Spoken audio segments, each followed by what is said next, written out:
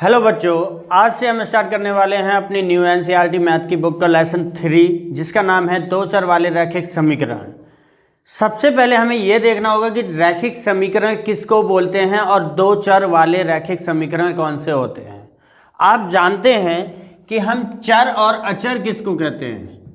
चर हम कहते हैं जो ए बी सी डी या dot dot dot dot Z तक होता है उसको हम चर बोलते हैं, और अचर बोलते हैं जो हमारे नंबर होते हैं जैसे 1 2 3 4 dot dot dot dot infinite तक चलते हैं, तो इनको हम बोलते हैं चर और अचर।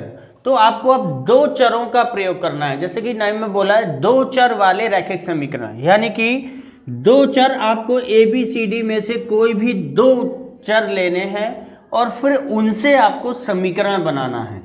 जैसे कि मैंने यहाँ से x और y ले लिया, तो जैसे x plus Y is equal कुछ भी नंबर बना देता हूँ, 4 बना दिया 10 बना दिया, तो हमें इस टाइप से आपका समीकरण बनाना होगा। तो आप देख सकते हो कि यहाँ पे एक चर x है और एक चर y है। इस प्रकार से यहाँ पे दो चर बन जाते हैं जिनको हम कहते हैं दो चर वाले रैखिक समीकरण।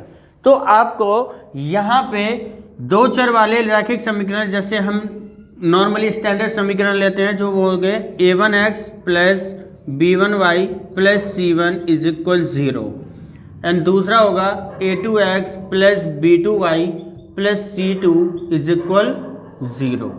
ये आपके दो समीकरण होंगे जिनकी हमें आगे क्वेश्चनों में तुलना करके ए बी सी की वैल्यू निकाल के और फिर इनका कंपैरिजन करना होगा।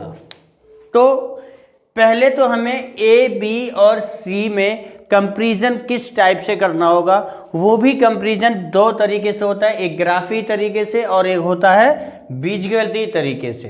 तो मैं यहाँ पे एक टेबल बनाता हूँ जिसमें a1 b1 और a2 b2 और c1 c2 के फॉर्म में इन सब का कंपैरिजन आएगा।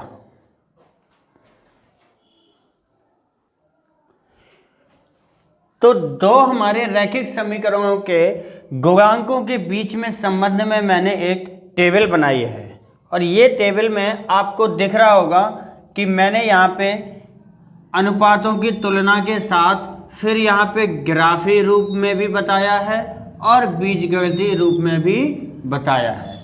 यानी कि आप दोनों को अगर दोनों समीकरणों के a1 और a2 का अनुपात निकालोगे और b1 और b2 का अनुपात निकालोगे, अगर दोनों अनुपात बराबर नहीं होंगे तो उसका ग्राफी रूप का मतलब यह होगा कि रेखाएं एक दूसरे को प्रतिच्छेद करेंगी, मतलब इस टाइप से रेखाएं जाएंगी और कहीं ना कहीं एक पॉइंट पे कट करेंगी। इसका मीन्स बीजगणितीय रूप से यह होगा कि उसका एक अद्वितीय होगा हल, यानी केवल और केवल एक हल होगा। क्या होगा? केवल एक ही हल होगा, यानी उन दोनों समीकरणों का सिर्फ एक ही आंसर निकल सकता है।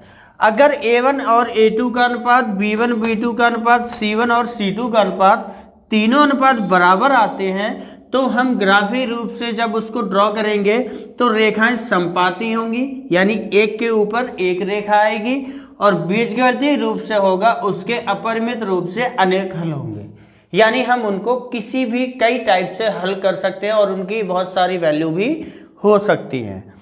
अगर a1 और a2 का अनुपात b1 b2 के अनुपात के बराबर हो लेकिन c1 और c2 के अनुपात के बराबर ना हो, तो क्या होगा कि ग्राफ पे जब हम उसको ड्रॉ करेंगे तो रेखाएं हमारी हमेशा समांतर ही आएंगी और इसका कोई भी हल नहीं होगा बीजगणितीय रूप में, यानी कि वो सिर्फ समीकरण होंगे, हम उनका एक पर्टिकुलर आंसर नहीं ला सकते हैं, उसमें कोई भी वैल्यू ऐसी नहीं होंगी जो हम फाइंड कर सके, यानी उसका जो x और y होगा वो इनफाइनाइट मान सकते हैं क्योंकि उसका हम कोई भी हल नहीं निकाल सकते।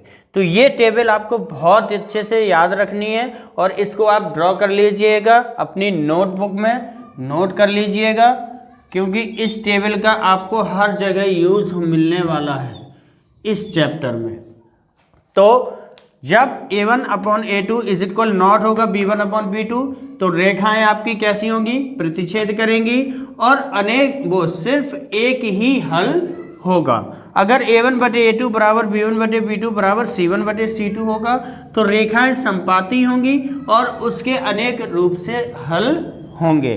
अगर a1/a2 बराबर b1/b2 बराबर नहीं होगा c1/c2 के तो यानी रेखाएं समांतर होंगी और उसका कोई भी हल नहीं होगा। क्लियर? तो इस टेबल को आप नोट कर लीजिए और हम चलते हैं अगली एक्सरसाइज 3.1 पर।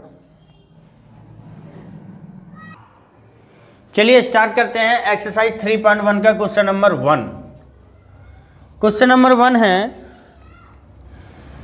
कि निम्न समस्याओं को रैखिक समीकरण युग्म में बनाइए और उनको ग्राफी विधि से हल कीजिए। यानी कि हमें पहले रैखिक समीकरण बनाना होगा और फिर उसको ग्राफी विधि से हल करके दिखाना होगा।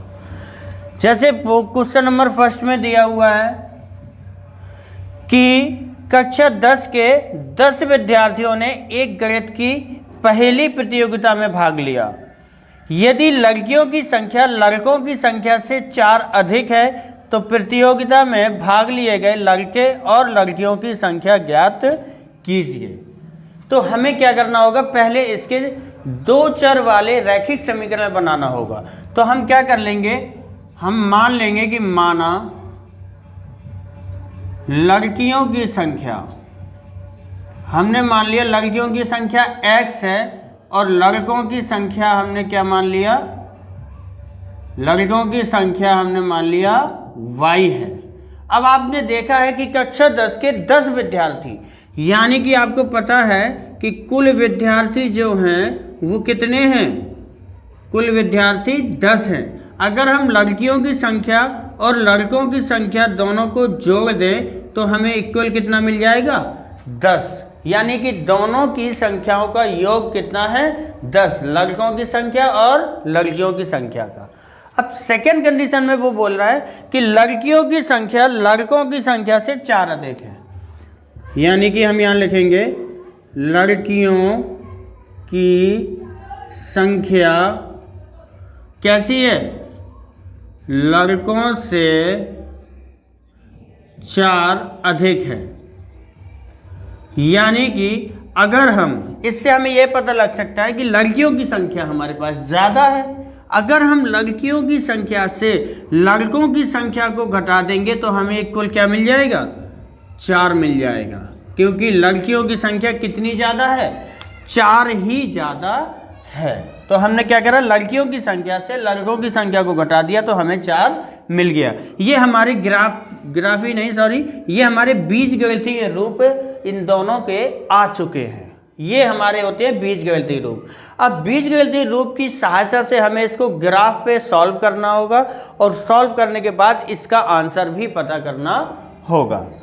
तो हमें ग्राफ पे आपको पता है ड्रॉ करने के लिए हमें भुज और कोटि यानी x, y दोनों निर्देशांकों की जरूरत पड़ेगी।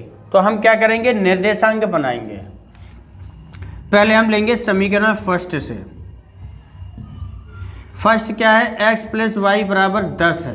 हम इसके निर्देशांक बनाएंगे x की वैल्यू और y की वैल्यू।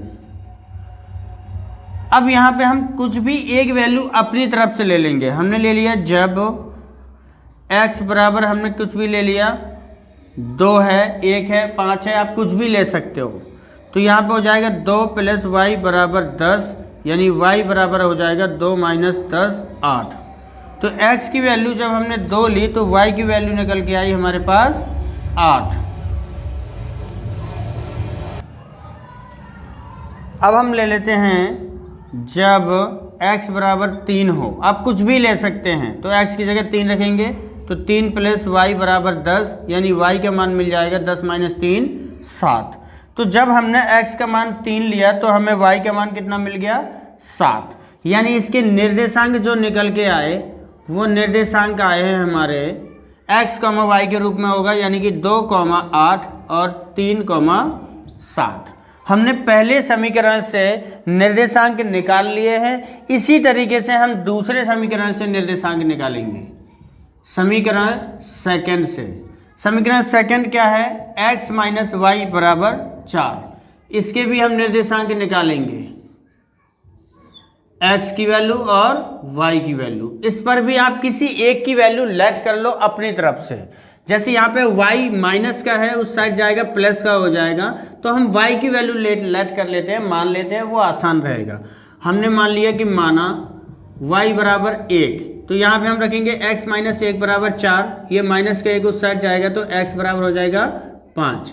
यानी हमने जब y को 1 लिया तो x की वैल्यू निकल के आई 5।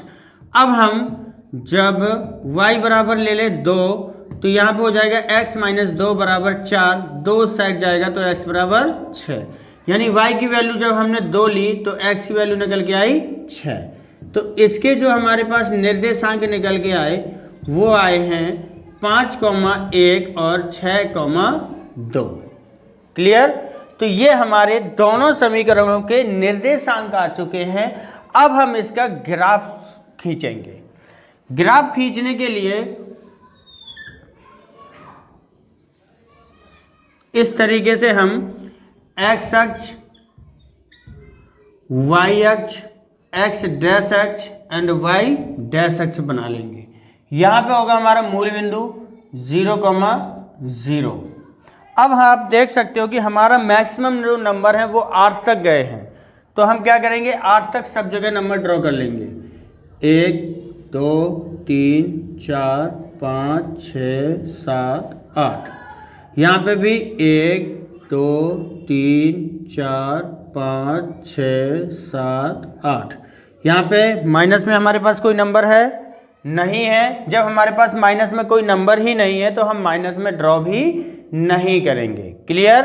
अब हम पहली रेखा को देखेंगे। पहली रेखा के निर्देशांक है 2,8, यानी x पे हमें चलना है 2 और y पे हमें चलना है 8। तो ये मैं अप्रॉक्स में ड्रॉ कर रहा हूं, तो यहाँ पे हो जाएगा 2,8। दूसरा निर्देशांक है 3,7, यानी x पे हम चलेंगे 3 और y पे हम चलेंगे 7। तो यहाँ पे हमारा आ जाएगा 3,7। हम क्या करेंगे, इन दोनों बिंदुओं को मिलाते हुए एक रेखा खींच देंगे। क्लियर? अब हम दूसरे निर्देशांकों को भी करेंगे 5,1, यानी x पे चलना 5 और y पे चलना है 1। तो यहाँ पे आ जाएगा हमारा 5,1। फिर है 6,2, यानी x पे चलेंगे 6 और y पे चलेंगे 2। तो यहाँ आ जाएगा 6,2। अब हम इन दोनों रेखाओं को भी मिलाएंगे तो ये इस तरीके से जाएगी। क्लियर? तो ये जो हमारे कट होंगे दोनों बिंदु, ये कट होंगे यहाँ पे। कहाँ पे? इस साइड। यानी हम देखेंगे कि x पे कितना चला जा रहा है। इसके लिए हमें यहाँ से एक सीधी लाइन ड्रॉ कर देंगे और यहाँ से भी एक सीधी लाइन ड्रॉ कर देंगे। आप देख रहे हैं कि x अक्ष पे हमने कितना चला है 7 पॉइंट और y अक्ष पे हमने कितना चला है 3 पॉइंट। यानी कि हमारे जो निर्देशांक बनेंगे वो क्या बनेंगे, x यानी 7,3। तो ये हो गई हमारी x की वैल्यू और ये हो गई हमारी y की वैल्यू। अब हमने x, लड़कियों की संख्या को हमने क्या लिया था x, तो x का मान है 7 और लड़कों की संख्या को हमने लिया था y, तो y का मान है 3। यानी कि जो हम रेखाएं ड्रॉ करेंगे और ये जिस बिंदु पर एक दूसरे को प्रतिच्छेद करेंगी वही बिंदु हमारा ग्राफीय रूप से सॉल्यूशन होगा। समझ गए? तो ये पहली वाली रेखा थी हमारी, ये वाली x प्लस y बराबर 10 और दूसरी वाली रेखा ये थी x माइनस y बराबर 4। क्लियर? तो ये जो दोनों रेखाएं हैं, ये दोनों रेखाएं इस बिंदु पर कट करती हैं। इस बिंदु को हम कोई नाम दे रहे हैं P। तो हमने P की दूरी x एक्सिस पे निकाली तो 7 पॉइंट आई और y अक्ष पे निकाली तो 3 पॉइंट आई। तो यानी कि x का मान हो गया 7 और y का मान हो गया 3। तो ये हो गया किसी भी रैखिक समीकरणों का ग्राफी विधि से सॉल्यूशन जो हमने कर दिया है। और x हमें 7 मिल चुका है, यानी कि लड़कियों की संख्या हमारे पास आ गई है 7 और लड़कों की संख्या लड़कों की संख्या आ गई है हमारे पास y का मान है 3। क्लियर। तो आप देख सकते हैं जो कंडीशन उसने कहा था कि लड़कियों की संख्या लड़कों की संख्या से 4 अधिक है, तो यहाँ से 4 अधिक उनकी संख्या आई है। क्लियर। आई होप क्वेश्चन अच्छे से समझ आया होगा। इसका भी एक पार्ट और भी है, सेकेंड क्वेश्चन, तो अभी हम उसको भी ग्राफी विधि से हल कर सकते हैं। तो इस क्वेश्चन को हम ग्राफी विधि के अलावा और भी विधियों से हल कर सकते थे, बट क्वेश्चन में स्पेशली बोला गया था कि आपको ग्राफी विधि से हल करना है, इसीलिए हमने इसको ग्राफी विधि से हल किया है। और ग्राफी विधि से हमने सिर्फ और सिर्फ समीकरण बनाए हैं। समीकरण बनाने के बाद फिर उनके निर्देशांक निकाले। निर्देशांक निकालने के बाद उन्हीं निर्देशांकों की सहायता से हमने रेखाएं ड्रॉ करी। ड्रॉ करने के बाद जिस बिंदु पर वो रेखाएं कट करती हैं यानी प्रतिच्छेद करती हैं, वही बिंदु ही हमारा x और y का आंसर होगा। क्लियर। चलते हैं नेक्स्ट पॉइंट। क्वेश्चन नंबर 1 का सेकंड पार्ट क्या कह रहा है कि 5 पेंसिल तथा 7 कलमों का मूल्य 50 रुपये है जबकि 7 पेंसिल और 5 कलमों का मूल्य 46 रुपये है। तो एक पेंसिल और एक कलम का मूल्य ज्ञात कीजिए। इसमें भी हम पिछले के जैसे मान लेंगे कि माना एक पेंसिल का मूल्य x रुपये है और एक कलम, पेंसिल दिया हुआ है और कलम, एक कलम का मूल्य y रुपये है। आप जानते हो कि अगर एक पेंसिल का x रुपये है तो 2 पेंसिल का 2x होगा, 3 पेंसिल का 3x होगा, 5 पेंसिल का 5x होगा। तो फर्स्ट कंडीशन में उसने गिवन किया है कि 5 पेंसिल, एक पेंसिल x रुपये की है तो 5 पेंसिल 5x की होगी, और एक कलम y रुपये की है तो 7 कलम 7y की होगी। और दोनों पैसों को अगर हम मिला दें तो कुल कितने पैसे बनते हैं? 50 रुपये, और दोनों का मिला के 50 पैसे होते हैं, 50 रुपये होता है। सेकंड क्वेश्चन कंडीशन के अकॉर्डिंग क्या बोल रहा है? 7 पेंसिल, अब एक पेंसिल x रुपये की है तो 7 पेंसिल 7x की होंगी, और 5 कलम, एक कलम y रुपये की है तो 5 कलम 5y की होंगी, और इज इक्वल कितना होगा? 46 रुपये। ये होगी हमारी कंडीशन सेकंड। यानी कि हमने क्या कर लिया, जो कंडीशन हमें गिवन थी उन कंडीशन के अकॉर्डिंग हमने बीजगणितीय रूप बना लिया है। 2 समीकरण हमने रैखिक बना लिए हैं। अब हमें इन रैखिक समीकरणों को हल करके ग्राफी विधि से आंसर लाना है, जो अभी हमने लास्ट क्वेश्चन किया है। तो चलिए ग्राफी विधि के लिए हमें सबसे पहले इसके निर्देशांक निकालने होंगे। तो निर्देशांक के लिए निकालते हैं, हम लिखते हैं पहले समीकरण फर्स्ट से। फर्स्ट है हमारे पास 5x + 7y = 50। अब हमें x और y की वैल्यू फाइंड करनी है। आप कितनी भी फाइंड कर सकते हो, हम मिनिमम 2 फाइंड कर लेंगे, 2 से हमारा काम हो जाएगा। तो हमें एक वैल्यू अपनी तरफ से देनी होगी और दूसरी वैल्यू हम सॉल्व करेंगे। क्लियर। अब जैसे मैं यहाँ पे y की वैल्यू 0 दे दूँ, जब y = 0 हो तो आप देख सकते हो 5x प्लस ये तो 0 हो जाएगा, और ये 5 50 यानी x की वैल्यू 10 आ जाएगी। तो जब हमने y को 0 लिया तो x निकल के आया 10। अब हम ऐसे नंबर देंगे जो 5 से कट हो जाए, यानी 7 × 35, 5 अगर दे दें तो y आ जाएगा।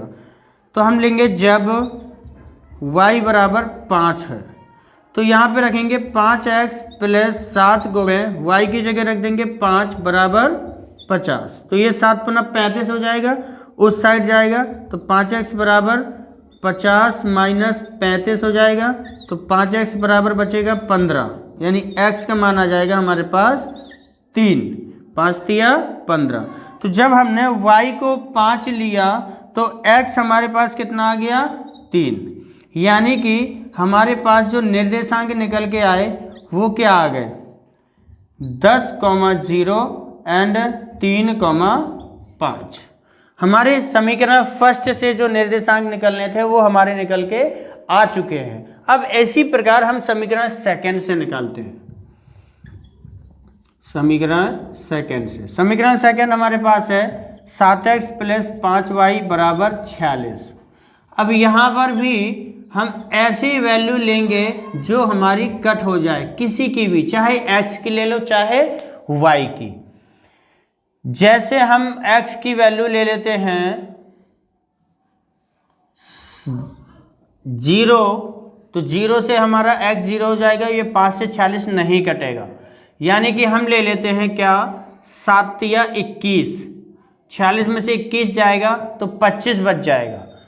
तो हमने x बराबर क्या ले लिया 3, तो ये हो जाएगा 7 को गए 3 + 5y = 46। ये 7 × 21 उस तरफ जाएगा तो 5y बराबर हो जाएगा 46 - 21, तो 5y बराबर हो जाएगा हमारे पास 25, और ये कट जाएगा तो y का मान हमारे पास कितना आ जाएगा 5।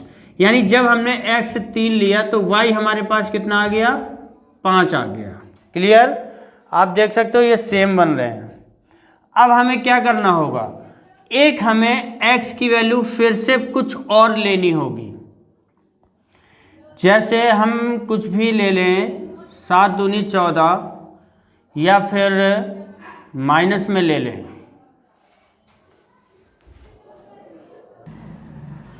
जैसे हम x की वैल्यू अगर हम 8 ले लें तो यहाँ पे हो जाएगा 7 × 8 + 5y = 46, तो ये 7 8 56, तो 5y बराबर हो जाएगा 46 - 56, तो 5y बराबर हो गया -10, 5 दूनी 10, यानी y का मान आया -2। यानी जब हमने x की वैल्यू प्लस की 8 ली है तो y की वैल्यू -2 मिली है। तो यहाँ से हमारे दूसरे समीकरण के निर्देशांक आ गए हैं, जो हैं 3, 5 और 8, -2। क्लियर? अब हम फिर से ग्राफ ड्रॉ करेंगे और इनको ग्राफ पर पुट करेंगे।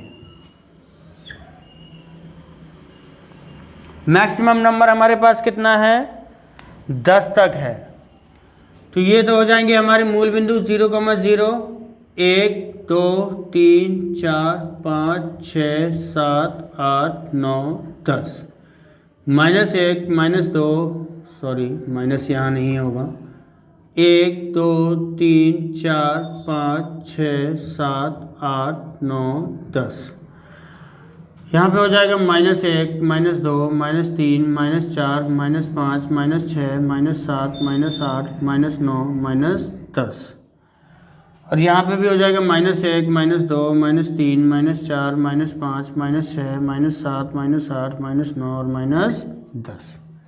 क्लियर? तो हमने क्या करा है, ये सारी वैल्यू ड्रॉ कर ली हैं। ये आप ग्राफ पेपर पे ड्रॉ करोगे तो इनके बीच का गैप सेम रहेगा, यहाँ पे थोड़ा सा आगे पीछे हो सकता है। क्लियर? तो अब हमें पहले निर्देशांक लगाने हैं 10, 0, यानी x पे चलना पड़ेगा हमें 10 और y पे हमें बिल्कुल भी नहीं चलना है। ये हो गया 10, 0। फिर x पे चलना हमें 3 और y पे चलना हमें 5, तो ये हो जाएगा हमारा 3, 5।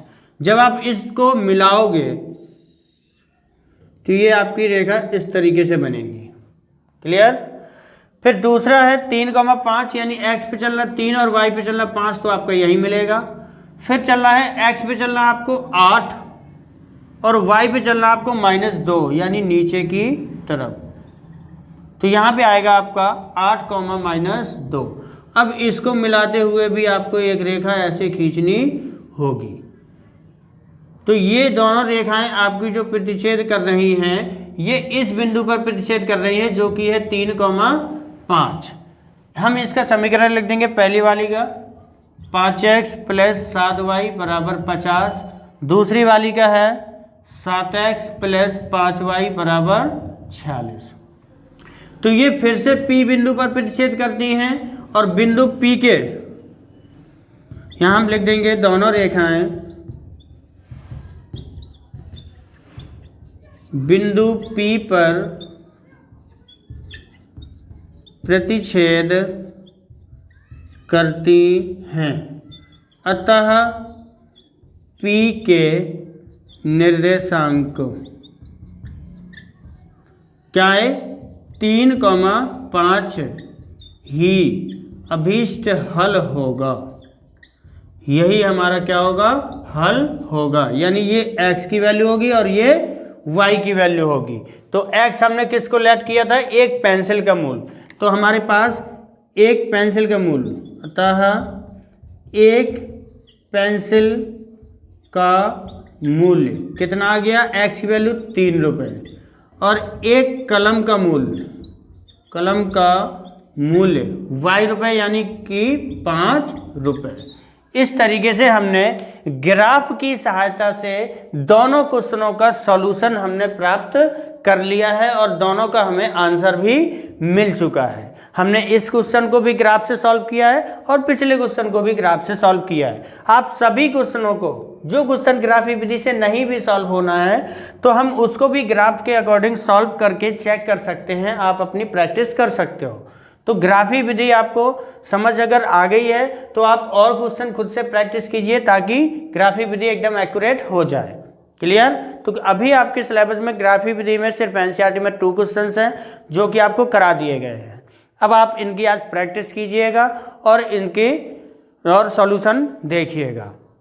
अगर वीडियो अच्छी लगी है, ग्राफी विधि अच्छे से समझ आया है तो वीडियो को लाइक कीजिएगा और अपने दोस्तों तक शेयर कीजिएगा, और ऐसी वीडियो और पाने के लिए चैनल को सब्सक्राइब जरूर कीजिएगा। अगर अभी तक आपने सब्सक्राइब नहीं किया है तो तुरंत बेल आइकन सब्सक्राइब कीजिए और बेल आइकन को दबाइए ताकि ऐसी वीडियो आप तक पहुंचती रहे। Thank you.